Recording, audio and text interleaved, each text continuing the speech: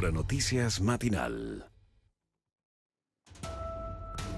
Velorio de alto riesgo terminó con 20 personas detenidas en la comuna de Cerro Navia. Fuerzas Especiales de Carabineros actuó durante la despedida de un joven de 18 años que falleció en un procedimiento policial.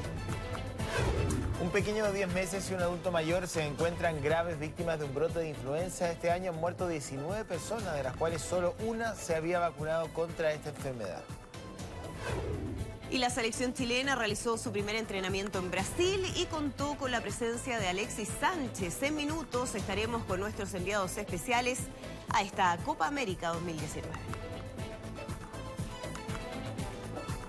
¿Qué tal? ¿Cómo están? Muy buenos días. Comenzamos ya una nueva semana de informaciones en Ahora Noticias Matinal. Exactamente, una nueva semana del mes de junio, concentrados en materia policial. Personal de Carabineros logró la detención de 20 personas y la incautación de 55 fuegos artificiales durante una acción preventiva que se realizó en la despedida que era considerada de alto riesgo, ¿no? Daniela Valdés a esta hora nos cuenta. Hola José Antonio, Andrea. Claro, se activó el protocolo de los funerales de alto riesgo, esto producto de la cantidad de antecedentes que poseía la persona fallecida y que recordemos era el joven de 18 años que les contábamos la semana pasada se había involucrado en un hecho policial, esto en la comuna de Cerro Navia, y que su familia decía era inocente. Entonces este joven de 18 años que habría sido pasado a buscar y que finalmente fallece tras una persecución policial en la que Carabineros utiliza su arma. Bueno, el fin de semana se realizó su funeral, su despedida, y producto de la cantidad de antecedentes que él poseía, se activó este protocolo donde no solo participa la policía uniformada, sino que además personal de la Policía de Investigaciones, personal también del Servicio Médico Legal y así otras personas. Bueno, en este operativo hubo más de 2.500 controles de identidad, se habla de al menos 20 personas detenidas, ellos por porte de armas y el resto por órdenes pendientes, y se decomisó cerca de 55 fuegos artificiales y consideró entonces exitoso este protocolo preventivo personal de Carabineros. Vamos a partir eso, escuchando las palabras que hubo del comandante que estuvo a cargo de este operativo en la comuna de Cerro Navia. Durante esta acción preventiva que nosotros ejecutamos, logramos un control importante de acciones, de las cuales resumo más de 20 detenidos, destacando el 60% de estos por orden de aprehensión pendiente que sacamos de circulación desde las calles. Y en otra información policial, también durante esta madrugada vamos a revisar lo que ocurrió en la comuna de San Bernardo, una persecución que se extendió por gran parte de la autopista y que termina en el sector de La Pintana. También contó con la participación de la prefectura aeropolicial, fue el helicóptero de Carabineros quien también ayudó para no perder la vista a estos delincuentes y poder detenerlos. Hablamos de 4 personas, 2 de ellos adultos y otros 2 menores de edad que fueron detectados por la policía cuando realizaban controles en la ruta y se dan cuenta que estos jóvenes estaban remolcando un vehículo que tenía encargo por robo. Bueno, se acercan para realizarles un control de identidad y comienza así una persecución que, como les comentaba yo, se extendió por gran parte de la autopista. Se pidió cooperación a personal territorial que era de la 14 Comisaría de San Bernardo y además de la prefectura aeropolicial, y es en el sector de La Pintana donde se logra la detención de estas cuatro personas que van a pasar a control de detención durante esta jornada por el delito de receptación, eso mientras se investiga su posible participación en el robo de este vehículo. Escuchemos también las palabras que hay del teniente que estuvo a cargo de este procedimiento en el sector Maipo. Se percatan que un grupo de individuos empujaban un vehículo deportivo de alta gama. Al volver al lugar y verificar el procedimiento, se percatan los individuos de la presencia policial y se dan a la fuga en un vehículo azul. Se inicia una persecución por varias arterias del sector sur, logrando la detención de 4 individuos en el sector de La Pintana. Son 2 menores de edad y 2 adultos.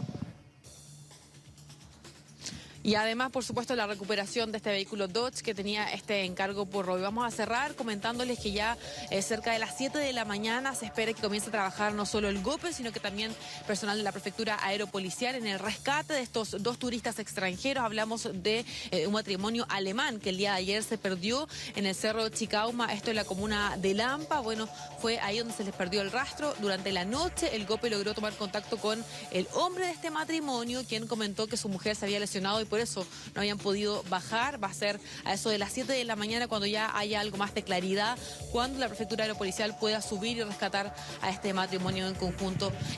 José Antonio, Andrea. Bien, Daniela, muchísimas gracias por toda la información y seguimos muy pendientes. Buenos días.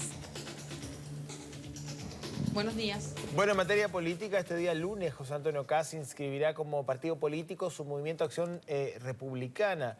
No oculta su deseo por gobernar Chile y ya hasta piensa en candidatos para el Parlamento. Andrés Ramírez nos va a contar.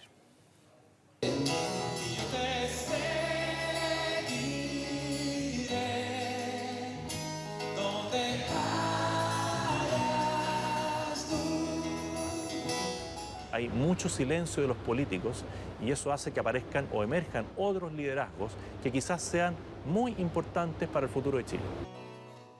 Cada uno tiene su mayor anhelo. Un anhelo por la política. Plaza hace rato que no lo oculta y Kast lo invita a sus filas para que sea candidato al Parlamento por el que en unas horas será un nuevo partido político. Este lunes Acción Republicana será inscrita en el CERVEL como el Partido Republicano. El gobierno se había separado de su programa y claramente pensamos que a través de un partido se va a generar una institucionalidad y un diálogo con el gobierno más fuerte y más estable que lo que fue con el movimiento donde no nos considera. José Antonio Kast le ha dado duro al presidente por el que votó. Dice que se gobierna más con ideas de izquierda que de derecha. Propone un partido para que lo tomen más en cuenta.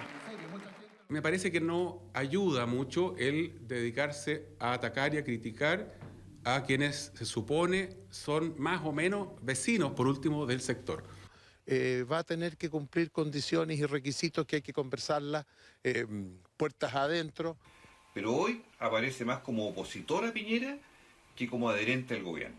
Nosotros lo vemos como la expresión política de la ultraderecha, de una derecha fanática, de una derecha intolerante, que va a generar, por cierto, un lío, probablemente para su sector, como lo hemos visto estos días.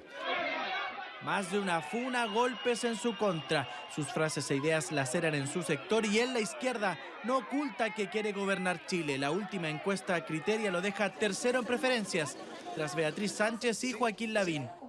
¿Él va a ir de candidato a alcalde por Las Condes a la reelección o va a ir de candidato presidencial?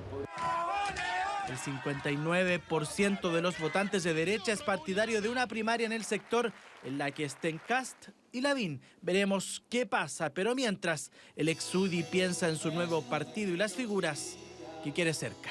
Y yo te seguiré donde vayas tú.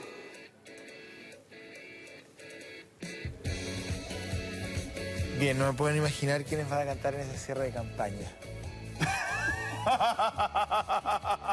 Está muy bien, un saludo a José Antonio Kast, que se inicia ya y desata la carrera presidencial. Don Jaime Leyton, y en su cierre de campaña, ¿quién cantaría? José Antonio. ¿Cómo está, don Jaime? Muy bien, Andrea. Buenos días. Sí. Nada de campaña por mi parte. Yo me dedico a la campaña de promoción del tiempo. Nada muy bien, don Jaime. Oye, comentar que tenemos una jornada de cielos nublados aquí en Santiago. Ayer tuvimos preemergencia constatada ambiental, ha mejorado un poquitito la ventilación y eso hace que las concentraciones bajen. Calidad del aire regular en la capital. Todavía no amanece sobre los cielos de Santiago, sin embargo, en sus cielos hay abundante nubosidad, cielos nublados en la capital, con una temperatura de 5 grados a esta hora en Santiago. Así que está un poco bajita, fresquito en la mañana porque hay un mayor contenido de humedad respecto del día Don Jaime, anterior. Tengo una duda. ¿La mínima a qué hora es aproximadamente? ¿Puede que siga bajando, por ejemplo, que sean un ratito más? No va a seguir bajando porque la nubosidad regula la temperatura aquí en la capital. Se produjo a eso de las 4:30 de la mañana un valor mínimo entre 4 y 5 grados, así que esa situación no debería seguir disminuyendo, no es más baja la temperatura que lo que tenemos a esta hora. 75% de humedad relativa al ambiente, situación que en cuanto al estado del cielo se mantiene el resto de la jornada. Va a subir lento la temperatura a 8 grados a las 10 de la mañana con cielo nublado. Durante la tarde, a las 3 de la tarde, 17 grados, coincidentemente con la temperatura máxima pronosticada. Algunos claros ocasionales a esta hora de sol sobre la capital, pero en términos generales predominan los cielos nublados. A las 10 de la noche continúa con cielo nublado y 10 grados de temperatura. Estos cielos nublados van a permanecer de aquí hasta prácticamente el día viernes en la capital, porque hay opciones y nada más que opciones de lluvia, pero posterior a lo que es la proyección hasta 3 días. Hoy día 17 grados de temperatura máxima, martes cielos nublados 9 y 15 las extremas, bastante más húmedo que lo que va a ser el día de hoy, el día martes en la capital. Y el día miércoles con cielos nublados 4 y 18 grados las extremas. Esta variabilidad de las máximas se relaciona estrictamente con el espesor nuboso, es decir, que tan gruesa sea la nubosidad. Y aquí el día martes la nubosidad va a ser más espesa y existe una posibilidad, como lo comentábamos hace unos minutos, de que en la precordillera, y nada más que en la precordillera, ocurran unas gotas ocasionales. Para el centro del valle no está tan clara esta posibilidad, así que predominan los cielos nublados ahí el día martes. Y si extendiéramos hasta el día jueves, hay que evaluar la posibilidad más seria, más contundente de precipitación el día jueves aquí en la capital. Todavía hay que evaluarlo, por ahora predominan los cielos nublados y las máximas no alcanzan a llegar a los 20 grados aquí en la capital. Así que estamos con ambiente otoño-invernal ya, con posibilidades más serias de precipitaciones, pero todavía no tan claras. Hay que acercarse un poquitito al evento. Eso sí, a partir de hoy día mejora la ventilación en la capital, José Antonio. Bien, pues ojalá se concrete esa posibilidad de lluvia, don Jaime, ¿eh? Porque ya, imagínese. Ojalá se concrete y ojalá también sea un registro más importante dado el alto déficit de precipitaciones aquí en Santiago y también en la zona central.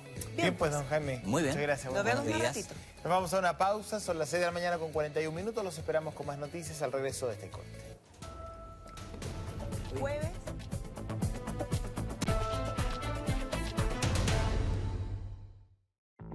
Red Compra está presentando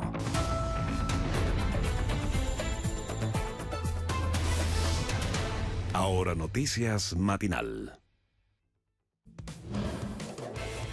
Deportes en Ahora Noticias. Hola, ¿qué tal? ¿Cómo estás? 6:48 y ya comenzamos a revisar qué ocurre en el mundo de los deportes. Estamos a un día del estreno de Chile en la Copa del Mundo Femenino de Francia. La Roja se va a medir con Suecia mañana a las 12 del día. Y a una semana exacta de nuestro estreno en la Copa América, donde vamos a enfrentar a Japón en nuestro partido inaugural del Grupo C. Ayer practicó la Roja por primera vez en Itu y lo hizo con normalidad, lo que es una buena noticia, Alexis Sánchez. Pero a esta hora de la mañana nos vamos de inmediato a esta zona cercana ahí a Sao Paulo, a cerca de 100 kilómetros de la capital misma, del centro de Sao Paulo. Marcelo González, qué gusto saludarte, ya salió el sol para ti, una hora más allá en Brasil. Por favor, cuéntanos las novedades de la Roja. Un abrazo, amigo.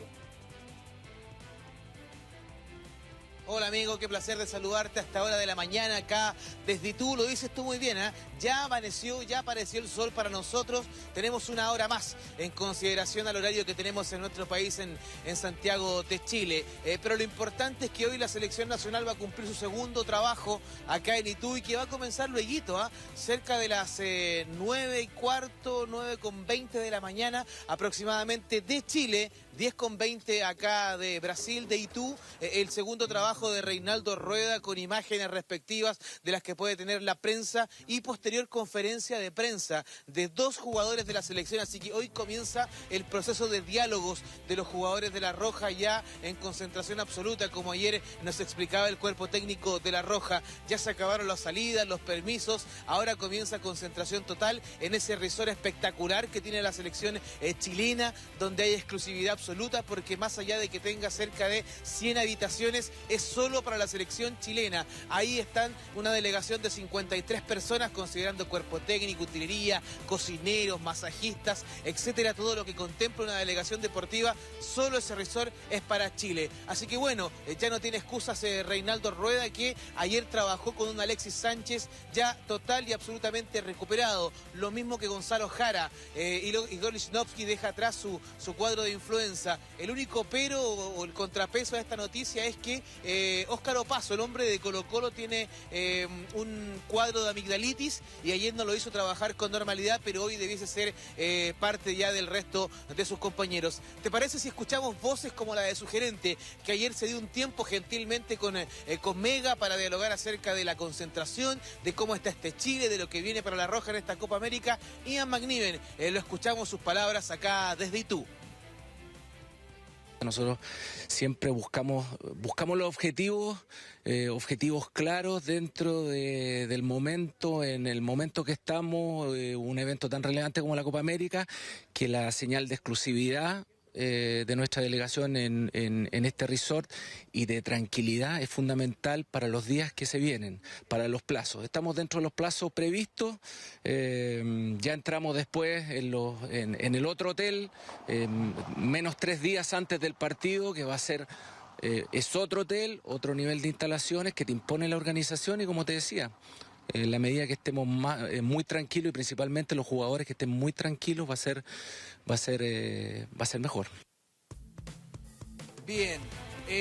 Bueno, pues ahí la palabra de Ian McNiven, que explica este proceso, este nuevo reglamento, Rodrigo, Conmebol, que contempla que Chile acá tiene que estar hasta el día viernes y llegar a la ciudad en sí, es decir, el centro de Sao Paulo, a 100 kilómetros de acá, el día -3, es decir, 3 días antes del match, y así va a ser para todos los partidos, luego con Ecuador, en Salvador de Bahía, y terminando en Río de Janeiro, en el Maracaná, con Uruguay. Ese va a ser el proceso de Chile, amigo mío, que hoy me parece que debes decir por fin tener Reinaldo Rueda cartón completo en cancha con la solución de Óscar Opaso, su tema de amigdalitis, y ya ir definiendo equipo, pensando en el debut con Japón. Para mañana tener un amistoso jornada totalmente privada, con un equipo local, el lituano, que ayer te explicaba un poquito que su presidente es Juninho Paulista, claro, que nació en este equipo local de la división D, de la 4ª división, y ese es el equipo que va a medir un poquito el fútbol de Reinaldo Rueda, amigo mío. Perfecto, Marcelo, muchas gracias por tu informe. Estaremos al mediodía también conociendo los detalles de lo que fue esa primera práctica de la Roja en día lunes,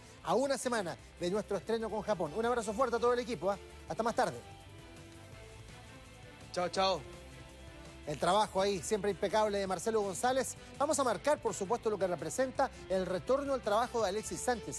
¿Cuánta tinta se ha gastado en hablar de Alexis hace mucho rato? Primero que no quería ir a la Copa América, que se iba a marginar, y ahora también con lo que es evidente, esta lesión que a última hora incluso especuló el hecho de que él incluso podía no viajar a Brasil. Bueno, ayer se le vio bastante bien haciendo juegos con el balón y de confirmarse ya su recuperación, esto le da un nuevo matiz a la delantera de Chile, que de acuerdo a la información que va llegando desde Brasil y sin tener todavía un trabajo futbolístico más acabado, como el que se va a observar mañana, uno presume que podría ser ante Japón con un tridente ofensivo con el Chapa Fuenzalida por derecha, Vargas centralizado y Alexis Sánchez por izquierda, haciendo un tándem con un Bocellur que, recordemos, ante Haití no se ve bien recorriendo todo el largo de la banda, pero Alexis le puede ayudar mucho, puede transformar, por ejemplo, a un Bocellur en un lateral, en un marcapunta más centrado en labores defensivas, sin dejar los espacios que dejó ante Haití, y él preocuparse de toda la labor ofensiva de 3/4 de cancha hacia adelante, desde la izquierda hacia el centro, como le gusta jugar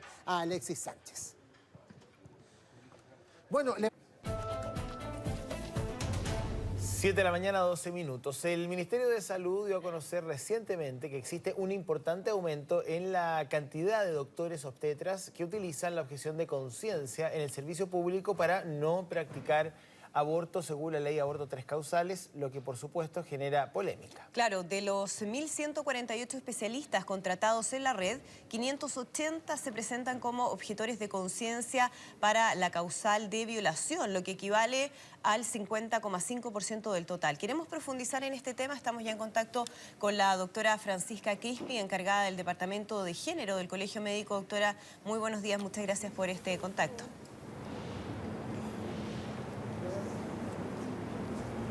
Doctora, no nos escucha, vamos a intentar retomar ese contacto dentro de muy poquito. Era un titular ayer del diario La Tercera, donde, bueno, efectivamente aparecía, ¿no?, la cifra que preocupa en relación a las responsabilidades que tiene el aparato público de ofrecer la prestación, ¿no?, de acuerdo a la ley. Ahora sí, ya, doctora, está en contacto con nosotros, ¿no? Buenos días. Sí, lo escucho un poco cortado, pero... Perfecto. Pero...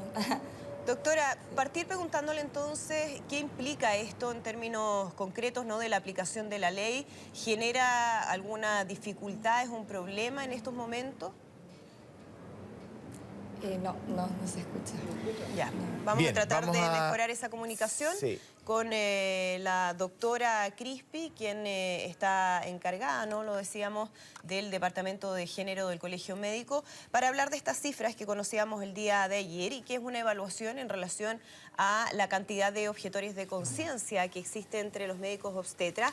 En particular, la cifra que más ha llamado la atención tiene que ver con la tercera causal de la ley, la causal de violación, donde más del 50%, lo veíamos exactamente, el 50,5% de los doctores son objetores de conciencia, y ahí se generan algunas dudas en relación a cómo eso puede dificultar la aplicación de la ley. ¿Qué ha dicho el ministro de Salud al respecto? Vamos a escuchar.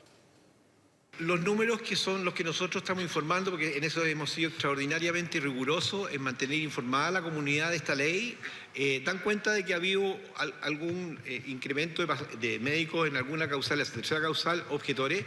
Esto no nos inquieta, no es significativo, porque podemos dar certeza de que todas las regiones tienen cobertura para la atención de cualquier mujer que quiera hacer uso de sus derechos en cualquiera de las tres causales.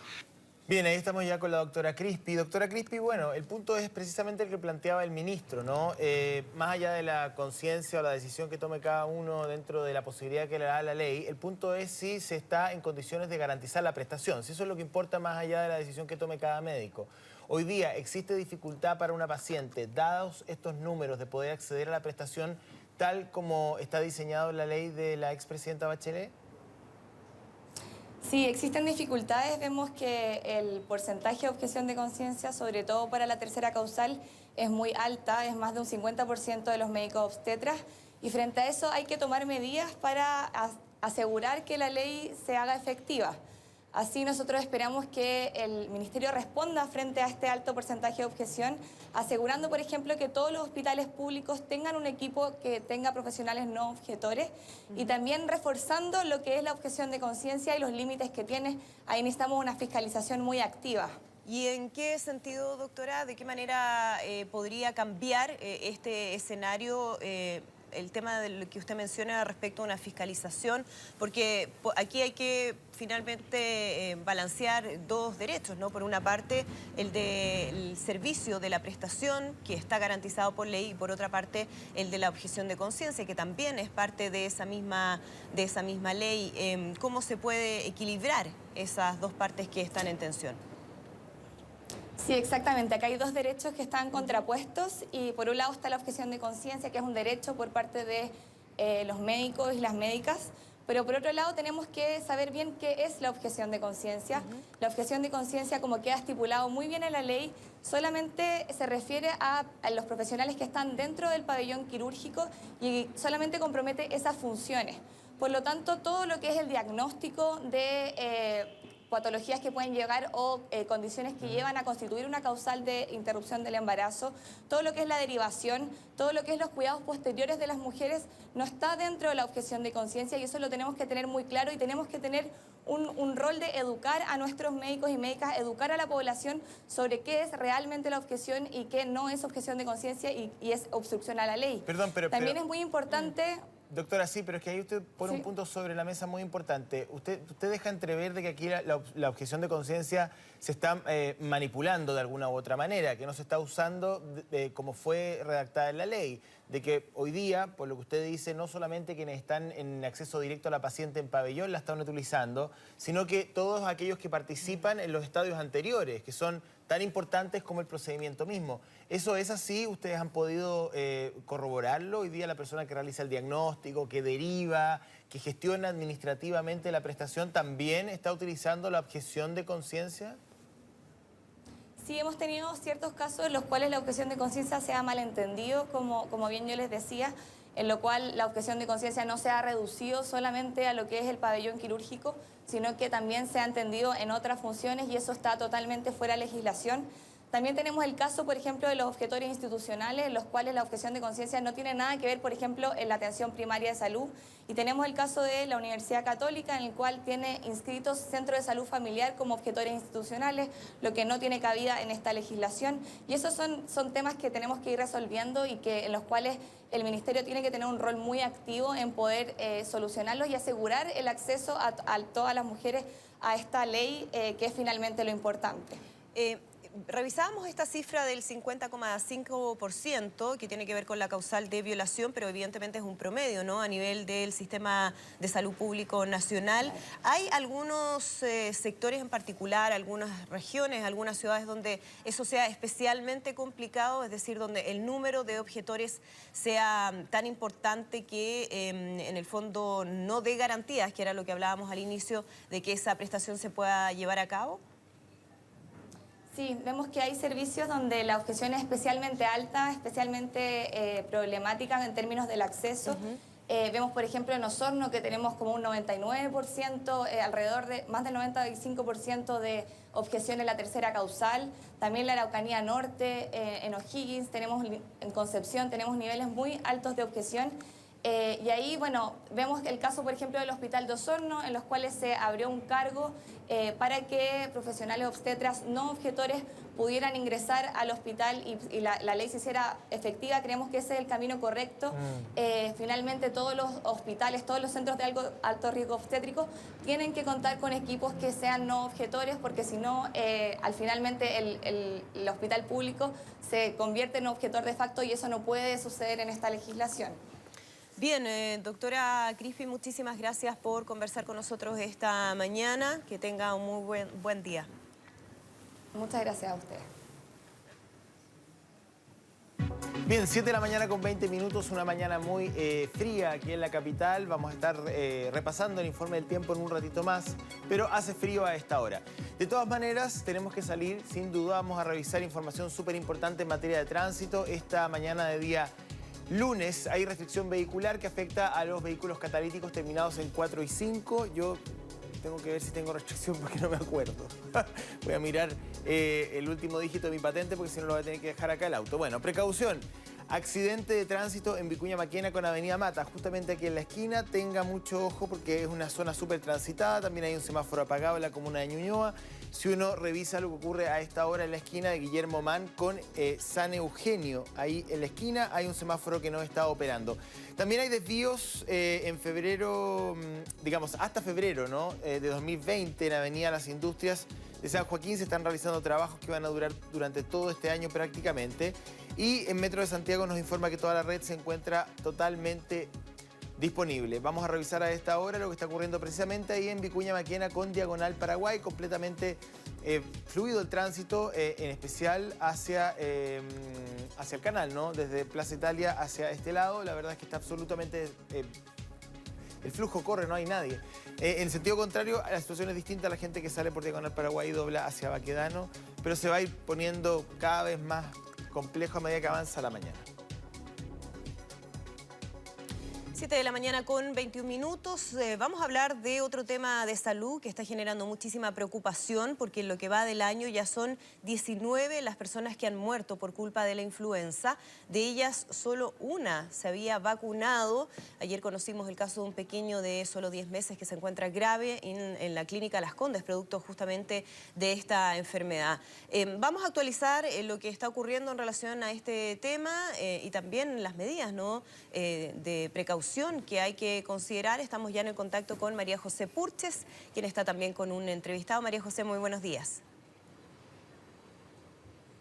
Muy buenos días. Exactamente, este bebé de 10 meses es el tercer paciente que llega a la clínica Las Condes. Se suma a otros pacientes de 37 y 67 años que están en estos momentos conectados a oxigenación extracorpórea. Para ahondar en el diagnóstico de estas personas, estamos con Rodrigo Blame, infectólogo de la clínica Las Condes. Muy buenos días, doctor. Hola, muy buenos días.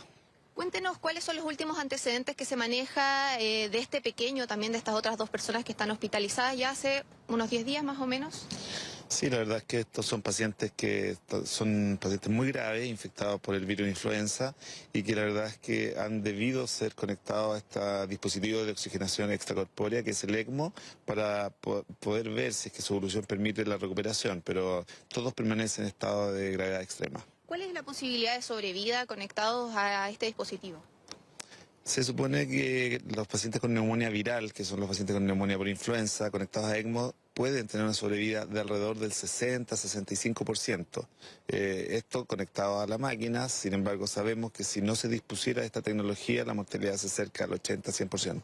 Doctor, hablábamos que las autoridades se han referido a este virus de influenza ya en varias ocasiones, como que en este año hemos tenido cepas de especial gravedad. También se ha manifestado esto de que hay personas sanas de la edad que no corresponde al grupo de riesgo, que se han contagiado. Ustedes tienen justamente un paciente de 37 años. ¿Cuál es la particularidad que estamos viviendo este año respecto a este brote de influenza? Bueno, nosotros vemos que la mortalidad de este virus es variable año a año, sin embargo ha sido dentro de los márgenes usuales. Recordemos que esta cepa que apareció el año 2009, H1N1, siempre ha afectado también a grupos sanos. No todos los pacientes que han fallecido de esta cepa pandémica han tenido factores de riesgo, y por eso el llamado es a vacunarse a toda la población. Exactamente, pero sin duda están estos grupos de riesgo. ¿Por qué la recomendación es para ellos? ¿Es una cosa de recursos básicamente? Es porque el riesgo de complicaciones graves y mortalidad es mayor en estos grupos de riesgo, y por eso cuando se deben priorizar los recursos, el gobierno se dedica obviamente a promocionar la vacuna de estos grupos. Sin embargo, en los pacientes sanos, aunque tengan menos posibilidad, igual se pueden fallecer. Claro, desde el Ministerio de Salud se ha hecho un llamado incluso ahí a las fuerzas armadas para que pudieran apoyar todo lo que tiene que ver con las hospitalizaciones. También se llama a la población a la vacunación, pero estamos a 2 semanas, cerca de 10, 14 días de que lleguemos al pic de esta enfermedad. ¿Son medidas que tal vez están fuera de tiempo o todavía se puede hacer algo por estos brotes? Yo creo que el llamado a la vacunación siempre estamos a tiempo, porque todavía recordemos que no comienza el invierno. Estos virus respiratorios, incluyendo la influenza, son siempre más prevalentes con temperaturas muy bajas, y si hay personas que aún no se han vacunado, yo creo que la recomendación es que se vacunen, pues faltan muchos meses de que vamos a tener influenza circulando. Le preguntan desde el estudio, doctor. Sí, preguntarle a propósito de ese llamado a la vacunación, ¿es para toda la población? Porque se ha puesto mucho énfasis, evidentemente, en los grupos de mayor riesgo, ¿no? Personas mayores, también los niños, mujeres embarazadas, pero ¿qué pasa con el resto? ¿Debiera de todas maneras vacunarse para enfrentar esta situación? Sí, desde el punto de vista médico, la recomendación es que toda la población se vacune. Obviamente, aquellos que pertenecen al grupo de riesgo tienen un riesgo mayor de complicarse y fallecer, y por lo tanto, cuando hay pocos recursos se deben priorizar estos grupos. Pero las personas que puedan vacunarse, aunque no tengan factores de riesgo, debieran hacerlo. Doctor, lo hemos dicho mucho, pero siempre vale la pena mencionar que la influenza no es ni un resfrío fuerte, ni una gripe un poquito más aguda, sino que es una enfermedad infecciosa distinta. A ver si usted nos puede ayudar nuevamente a socializar las formas de identificar un inicio de influenza para tomar las medidas del caso de forma temprana. Sí, yo creo que lo más importante es volver a citar de que las medidas preventivas como la vacunación deben hacerse antes de que comiencen los síntomas. Una vez que ya comienzan los síntomas, en realidad no hay mucho que hacer, la influenza sigue su evolución propia. Los síntomas en general son distintos en algunos casos a los resfríos comunes, porque se caracteriza de fiebre muy alta, dolores de cabeza, dolores musculares muy intensos. Realmente el compromiso general es mucho mayor que con un virus de un resfrío común. Perfecto, doctor, muchísimas gracias. Ahí estaba Rodrigo Blame, infectólogo de la Clínica Las Condes, conversando respecto de este balance de la vacunación de la influenza. 83% es lo que nos decía el ministro de Salud durante la jornada de ayer, y se estima que un 60% de los mayores de 65 años están vacunados. Es una cifra bastante preocupante. El llamado es a la vacunación, porque de todas maneras, aunque este brote de influenza tiene distintas cepas, por supuesto que estar vacunado puede prevenir la muerte y también esta sintomatología mucho más agresiva. De todas maneras. María gracias, José, buenos muchísimas días. gracias al doctor también por conversar con nosotros. Bien, se vacunó Jaime porque no queremos que le pase absolutamente nada y sabemos que está en población de riesgo, usted ahí en el límite.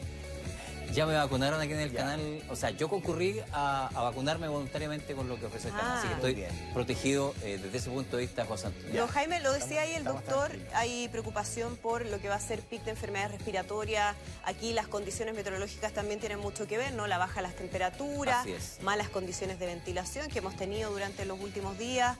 ¿Qué es lo que se viene para esta semana? Fíjate que se viene posterior a lo que va a ser la segunda parte de esta semana. Hay una notoria caída, independientemente del rango, una notoria caída de las temperaturas, particularmente en las primeras horas del día. Así que vienen cambios, viene un comportamiento más parecido a lo que es el comportamiento invernal. En cuanto a las lluvias, en la segunda mitad de esta semana y en el inicio de la próxima semana, una buena probabilidad, una buena posibilidad de que las temperaturas bajen, porque ingresan posterior a este sistema frontal una masa de aire frío, típica de invierno, por lo tanto hay que estar preparado para eso, Andrea y José Antonio. Lo concreto que ahora tenemos cielos nublados sobre la capital, 5 grados la temperatura de este momento en Santiago, con un porcentaje de un 74% de humedad relativa del ambiente. El resto de la jornada, las temperaturas al comienzo de la mañana suben lentamente. Claro, a las 10 de la mañana solamente 8 grados, 3 grados solamente de diferencia en las próximas 3 a 4 horas. A las 3 de la tarde, con cielos nublados, algunos claros ocasionales de sol, con 17 grados de temperatura, lo que va a reflejar a esta hora lo que va a ser la temperatura máxima del día. A las 10 de la noche, también con cielos nublados, 10 grados la temperatura. Así es que prepararse porque al comienzo de la jornada no sube demasiado rápido la temperatura y además el valor no es demasiado alto tampoco.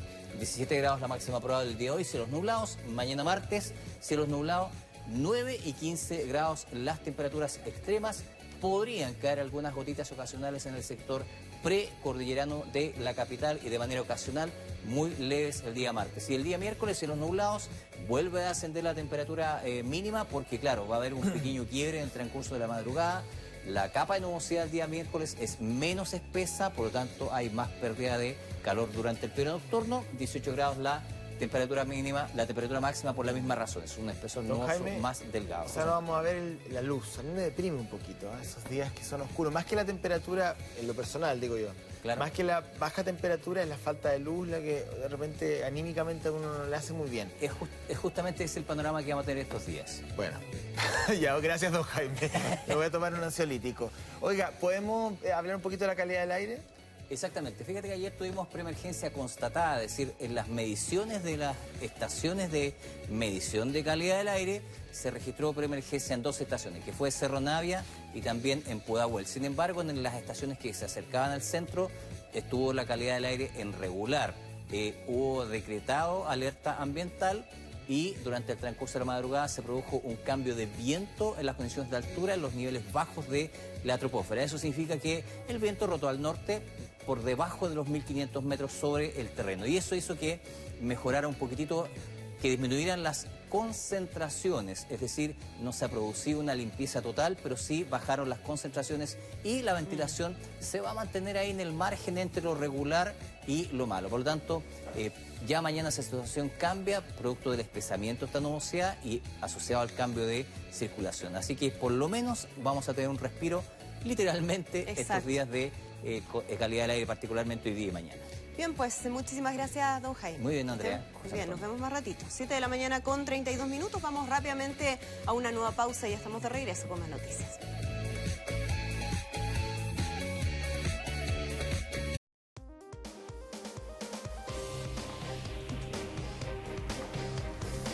Bien, 7 de la mañana con 39 minutos. Vamos de inmediato a revisar información internacional. Ya estamos con Marianne Schmidt. ¿Cómo estás, Marianne? Hola, muy buenos días. Vamos a comenzar con noticias que tienen que ver con nuestra región, ¿verdad?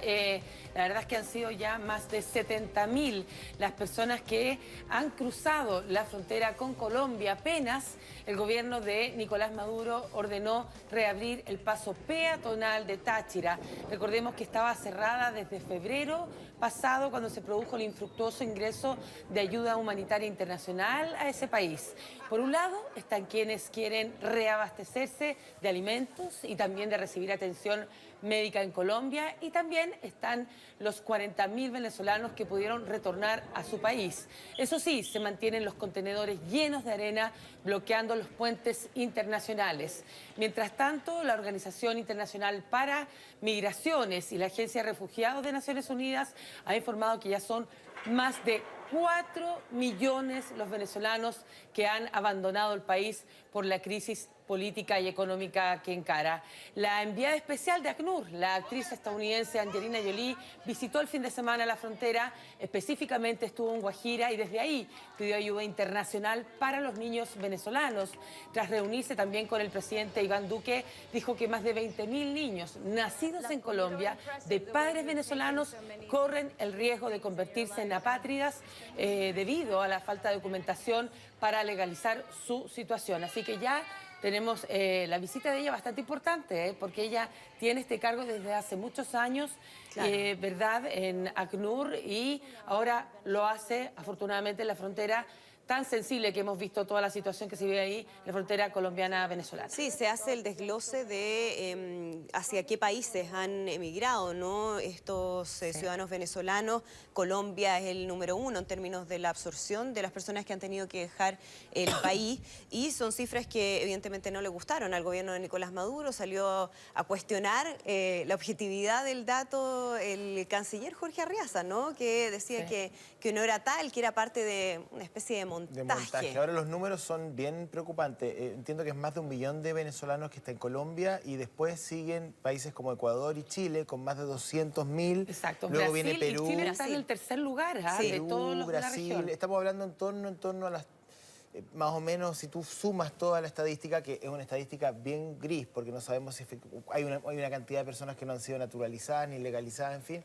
Estamos hablando más o menos 2 a 3 millones de personas. 4 millones es el cálculo son que 4 hacen. millones. Eso es lo revelador, porque se hablaba, ¿se acuerdan ustedes?, hasta fines del año pasado, que se iba a llegar a una cifra máxima de 3 millones. Exacto. En definitiva, decir ahora, que estamos a mitad de año, que ya son más de 4 millones, era lo revelador de esto. Y fíjate que en Venezuela, cuando tú vas a las marchas o a las convocatorias, ya se comienza a notar que hay mucha gente mayor, mucha gente de edad y muy poca gente joven. Y tú conversas con las personas y les preguntas, bueno, ¿qué ha pasado con...? Hay 2 o 3 generaciones que la verdad ya se han ido del país. Y te dicen, bueno, efectivamente es la gente más joven la que tiene más posibilidades físicas, de salud y las condiciones para poder emigrar. Y en el país van quedando la gente mayor que no se va porque no quiere o porque no puede. Y lo notas ya. La situación de salud, imagínate. Exacto. Que son los que más, la mayor situación bastante preocupante. Incluso en el último tiempo se ha dado a conocer mucha información respecto a los niños que se encuentran hospitalizados y que corren riesgo sus vidas, como también los de los adultos mayores, que es la población más sensible, ¿verdad? Bueno, ahora vamos con otra información, como decía, regional, una investigación de un diario brasileño, la verdad que ha puesto en entredicho el juicio contra Lula da Silva. El medio de Intercepted Brasil hizo públicos los mensajes secretos que revelarían la complicidad del actual ministro de Justicia, Sergio Moro, y el fiscal de Brasil para sacar al expresidente de la carrera electoral en el 2018. Él lideraba las encuestas en ese momento. De acuerdo con la información revelada por el medio, Moro colaboró con los fiscales de la Operación Lavallato con el fin de fabricar las acusaciones contra Lula para evitar que la izquierda volviera al poder. También señala que los fiscales discutían la manera de frenar una entrevista que Lula había concedido al diario Folha de Sao Paulo, porque podría ayudar al Partido de los Trabajadores en las elecciones del octubre pasado. The Intercept subrayó que una fuente no identificada les compartió el material secreto y que desconocen su su origen. Lula está preso, ustedes saben, en la Superintendencia de la Policía Federal de Curitiba desde abril del 2018 por delitos de corrupción y lavado de dinero en una condena en segunda instancia. Bueno, vimos juez Moro, que hoy día es ministro de Justicia, que es Candidato postulante a la Corte Suprema. A mí ese vínculo, él se defendió el fin de semana. Moro dijo que en realidad es usual, y lo digo entre comillas porque la verdad es que de usual no tiene nada, pero él así lo dijo. Es usual que los ministros colaboren o tengan comunicación permanente con los fiscales. Uno entendería que son dos partes absolutamente separadas, dos actores que tienen roles completamente diferentes dentro de un proceso judicial, pero él lo normaliza. Dice, bueno, efectivamente los jueces permanentemente llamamos a los fiscales, revisamos el orden de los procedimientos, hacemos sugerencias. No sé qué tipo de justicia opera Moro, pero bueno, él se defiende desde ese lugar, digamos. ¿Y qué tipo de sugerencia? Ojo con eso, porque Exacto. también puede haber una intervención, ¿no? Vamos con una situación que ha ocurrido en Estados Unidos. Una persona que murió y otras 6 han resultado heridas. Miren lo que se produjo. En Dallas. Cayó, claro, una grúa sobre este edificio de Dallas en Estados Unidos. El incidente se pudo haber producido debido a los fuertes vientos registrados en la zona. De hecho, las autoridades habían emitido ya una alerta temprana de tormenta porque hubo zonas con ráfagas superiores a los 112 kilómetros por hora. El impacto fue muy fuerte. De hecho, 5 pisos se vieron afectados por la caída de esta grúa. Debido a esta situación, aún hay decenas de socorristas trabajando en este inmueble en busca de posibles personas atrapadas bajo los escombros. Precisaron que la víctima fatal es una mujer y que 2 de los heridos se encuentran aún en estado crítico. Basta ver las imágenes para pensar que, claro, es obvio que siguen buscando posibles personas atrapadas. Estamos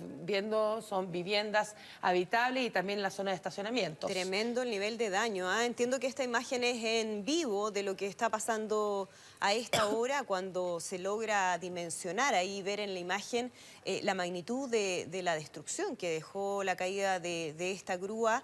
Lo que tú decías, Mariana, son cifras preliminares, pero podrían lamentablemente aumentar el número de víctimas. Cientos, la verdad, hablaban primero de decenas, pero ya ustedes saben cómo son los norteamericanos, hay socorristas especializados, bomberos especializados, Perros. en estos momentos trabajando ahí en el área, justamente en este edificio bastante alto, que son 5 de esos pisos los afectados. Esa zona de Dallas tiene edificios muy altos y estrechos, entonces lo que hace es que el viento se encajona. Bien, vamos al siguiente Sobre tema. todo en ese fenómeno. Miren las imágenes de lo que ha ocurrido esta mañana en Indonesia. Corresponden a la violenta erupción del volcán Sinabung. Según las autoridades, este monte ha arrojado una densa columna de cenizas de más de 7.000 metros de altura. Estamos hablando de 7 kilómetros de altura. Esta emergencia provocó gran pánico en las poblaciones aledañas y también en los turistas que corrían despavoridos buscando la forma de alejarse lo más posible de esta área. El volcán Sinabung se encuentra en la isla de Sumatra y ha estado muy activo desde el año 2010. Luego entró en erupción hace 3 años y en esta oportunidad es uno de los mayores registros que ustedes pueden ver. Miren la cámara acelerada de lo que ocurrió hace pocas horas en esa zona, y justo da cuenta del momento de esta erupción. Debido a los vientos, la columna de cenizas ya se ha desplazado casi 4 kilómetros hacia el sur. Recordar que Indonesia suele verse afectada por estos hechos debido a su ubicación geográfica en pleno cinturón de fuego del Pacífico, y también por eso se producen los sismos. Los sismos, exacto.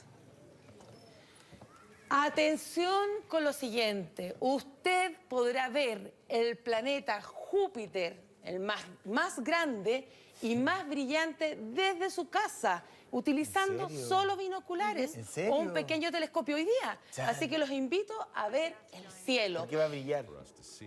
Júpiter, aún más. Es el quinto del sistema solar y su volumen equivale a 1.321 planetas Tierra. Ahora usted se preguntará, ¿cómo lo veremos? Si su distancia con nuestro planeta es de 594 millones de kilómetros, bueno, Y ahora se lo contamos, es que según informó la NASA, hoy el planeta más grande del sistema solar pasará muy cerca de la Tierra y podrá ser apreciado desde cualquier lugar del mundo, pero los que estamos en el hemisferio sur tendremos una mejor vista. Y no solo eso, además se verán 4 de sus lunas más grandes con toda claridad de las 79 que tiene. Júpiter, la Tierra y el Sol estarán alineados y el primero será más brillante de lo normal, como les contaba, cuando esté en el lado opuesto al Sol en el cielo. Así que los astrónomos y miles de personas ya se están preparando para ver este evento que nos regala el universo. No será el único de este mes, ya que entre los días 14 y 19 se podrá ver una hermosa alineación de la Luna, Júpiter y Saturno que cambia cada noche, mientras la Luna gira en su órbita alrededor de la Tierra. Miren las imágenes, ¿se acuerdan cuando les decía que parte de este planeta? Sí. Parecían las pinturas de Van Gogh, ¿verdad? Y un planeta gaseoso. Es por eso que se ven como si tuvieran estos anillos van girando, producto que es, sobre todo, Oye, ¿tiene es de helio. casi 80 satélites, decías tú? Sí, claro. De los que se han descubierto, se cree que podrían ser más.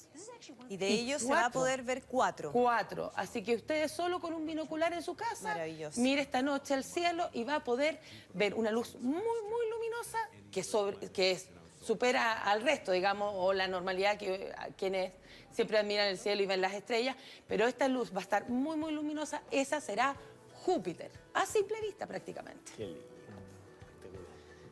Bueno, es una verdadera pesadilla, ¿verdad? Lo que se han transformado los scooters eléctricos en la capital francesa. La gran cantidad de este moderno transporte y la imprudencia de sus usuarios ha obligado a la alcaldía de París hace 2 días atrás a tomar medidas que las acaba de anunciar, pero que comenzarán a ser aplicadas a partir de julio. La prohibición de estacionar en el pavimento, de usar scooters en parques y jardines, ojo con eso, y la obligación de reducir la velocidad máxima de 25 a 20 kilómetros por hora. Anne Hidalgo advirtió que son las primeras medidas que se van a imponer después que se haya registrado en el último año un aumento sin precedentes en momentos en que no hay leyes vigentes para controlar su uso. Antes de dar este paso, el gobierno ya había impuesto un código de circulación para los scooters eléctricos y otros dispositivos. Nos referimos a la multa por transitar en las veredas, que ya es de 102.000 pesos chilenos. París cuenta con 12 operadores de scooters, para que usted se haga idea. Más de 20.000 scooters están en circulación y han causado un número creciente de accidentes, a menudo, claro, con la participación de los peatones por esta imprudencia que yo les hacía alusión. Sí, que es un tema que preocupa en distintas ciudades del mundo. De hecho, el New York Times hacía también un artículo, un reportaje en relación a cómo ha aumentado el número de personas lesionadas, accidentadas, ya sea quienes están sobre el scooter como peatones u otros que lamentablemente se ven afectados, y hay toda una discusión de cómo se debe regular, si deben andar por la vereda o no. Acá sabemos que también pasa. Sí, que han habido andar accidentes. por la calle, pero están por la vereda porque consideran que es más seguro. Es un tema que está ahí Bolt desafiando. lanzó su primero también su scooter, eso lo hizo en París para promocionar esto. No es el único país, también Alemania y otros países europeos están tomando medidas. Y ojo, les aseguro que el nuestro, como en otros países latinoamericanos, están en la mira de las medidas que se están tomando. Sin duda. Muchas gracias. Que estén muy bien. Buenos días. Bueno, de vuelta aquí en el país, más de 2.000 medicamentos de uso común van a tener una rebaja importante hasta 400% gracias a la licitación del Fondo Nacional de Salud. Sí, ¿qué medicamentos van a estar en la lista? Se lo preguntamos de inmediato a Clarisa Muñoz. Clarisa, buenos días. Hola. Hola, buenos días. Esta es una muy buena noticia para los afiliados de FONASA. Hasta un 40%, entre un 30 y un 40% aproximadamente debería ser el descuento de los medicamentos. Ya el viernes se abrió el proceso de licitación. ¿Quiénes pueden postular? ¿Dónde van a poder encontrarse estos remedios a precios preferenciales? Se lo preguntamos todo a Jaime Sasso. Él es académico de Química y Farmacéutica de la Universidad de San Sebastián. Jaime, ¿cómo estás? Muy buenos días. Gracias por acompañarnos a esta hora de la mañana. Cuéntanos qué significa este proceso de licitación y dónde la gente va a poder comprar estos medicamentos más baratos finalmente. Hola, buenos días. Esto es una innovación que se está desarrollando en nuestro país para, de alguna forma, mejorar el acceso a los medicamentos y regular su precio. Para eso FONASA ha comenzado un proceso de licitación en donde una lista de 700 principios activos han sido considerados en este proceso y para los cuales de ahora en adelante entonces los diferentes oferentes de los medicamentos, farmacias privadas, de cadena, farmacias independientes también van a comenzar a postular a este proceso de licitación, para lo cual vamos a ver sus primeros efectos, yo creo que entre octubre y noviembre de este año. O sea, a esa fecha ya deberían poder comprarse estos medicamentos a esos precios. Ahora te lo pregunto, aquí se habla de un 30 o un 40% aproximadamente de descuento de los medicamentos. Hay farmacias, estas llamadas farmacias populares, donde los medicamentos se pueden encontrar hasta con un 90% de descuento. Entonces, ¿qué tan conveniente va a ser finalmente este convenio de FONASA? Bueno, yo creo que va a haber que hacer un estudio ahora, una vez que se tengan los resultados de estas licitaciones, un estudio caso a caso para ver efectivamente si fue una medida efectiva o no.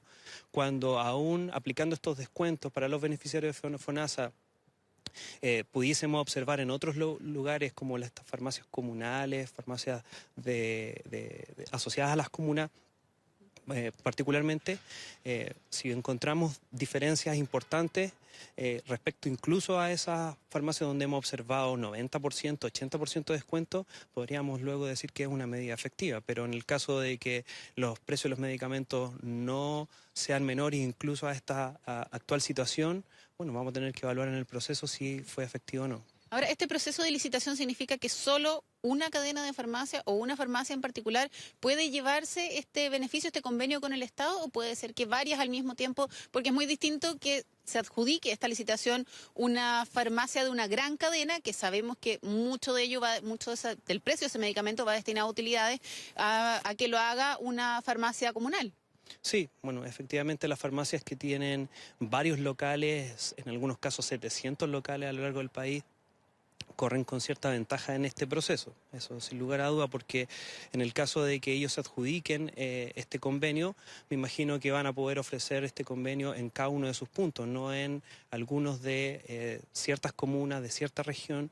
Yo creo que eso va a haber que analizarlo también, pero sin lugar a duda que corren con cierta ventaja en este proceso. No, porque si esta licitación se la ganara una farmacia comunal que ya tiene un 90% de descuento versus la otra farmacia, se le agregan un 40% de medicamentos, o sea, la gente podría efectivamente llegar a pagar muy poco dinero por ese medicamento que en la cadena de farmacias cuesta muy caro.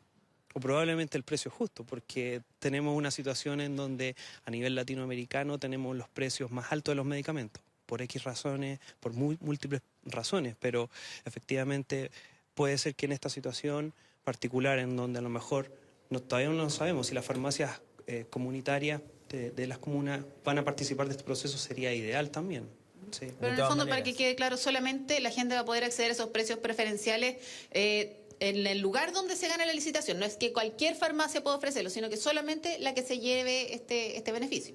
Sí, yo creo que eso es lo que está considerado en estos convenios, ¿vale? Es decir, que el convenio va a considerar que si el FONASA en este caso adjudica a esa cadena o a esa farmacia independiente, va a tener que el beneficiario de FONASA, el que tenga este seguro, ir a esa farmacia en ese punto específico a hacer válido este beneficio. Jaime, José Antonio te va a hacer una pregunta desde el estudio. Hola, buenos días. Hola, sí, mire, la verdad es que claro, la ayuda de FONASA es tremendamente importante para el sector más vulnerable, pero de todas maneras el mercado está con precios totalmente distorsionados. Yo creo que nadie eso lo podría poner hoy día en duda, ni siquiera las propias farmacias, ¿no? Por lo tanto, usted decía, bueno, por varias razones los precios son, digamos, completamente distintos al resto de América Latina. Me gustaría saber cuáles son esas razones y también cómo poder introducir mecanismos que no solamente ayuden a quienes están en el Fondo Nacional, sino que también a la gente de la clase media que muchas veces también accede a las ISAPRES y no tiene acceso a beneficios de este tipo, para poder corregir estructuralmente el mercado de los medicamentos en Chile en forma más definitiva y de largo plazo. Yo creo que la principal razón es porque hoy en día tenemos una medicina que es poco participativa, vale decir que el paciente sigue una instrucción en una consulta médica a partir de una prescripción y sigue tal cual la instrucción que ahí aparece en la receta médica y va al primer punto de venta donde puede adquirir ese medicamento. En general las personas no participan mucho en el proceso del precio final de los medicamentos, por decirlo de alguna forma. Y esto yo creo que se puede fomentar y corregir de alguna forma cuando ellos a través de estas aplicaciones o páginas o sitios web que se van a desarrollar en el Ministerio de Salud para que ellos puedan verificar finalmente dónde van a encontrar ese precio más asequible. Yo creo que de esa forma en que la población comience a informarse realmente de estos precios diferenciales que existen entre los diferentes puntos de venta, yo creo que va sin lugar a dudas a generar un cambio importante, pero yo creo que la principal razón es porque hoy en día tenemos una población que es poco participativa en las tomas de decisiones de salud. Y también grandes cadenas de farmacia que se han coludido para subir los precios. Muchas gracias, Jaime, por acompañarnos a esta hora de la mañana, ayudarnos a entender un poco toda esta temática. Así que ya lo saben, a partir de octubre podrían estar disponibles estos precios. Una buena idea también es lo que está diciendo Jaime, que se hagan plataformas donde la gente pueda comparar. Porque pedirle a una persona enferma que vaya de farmacia en farmacia comparando los precios para ver dónde finalmente puede comprar los medicamentos más baratos es bastante complicado. De todas maneras. Clarisa, muchísimas gracias. Muy buenos días. Nosotros comenzamos así a despedir esta edición de Ahora Noticias Matinal. Que tenga una gran semana. Buenos días. Que esté muy bien. Buenos días.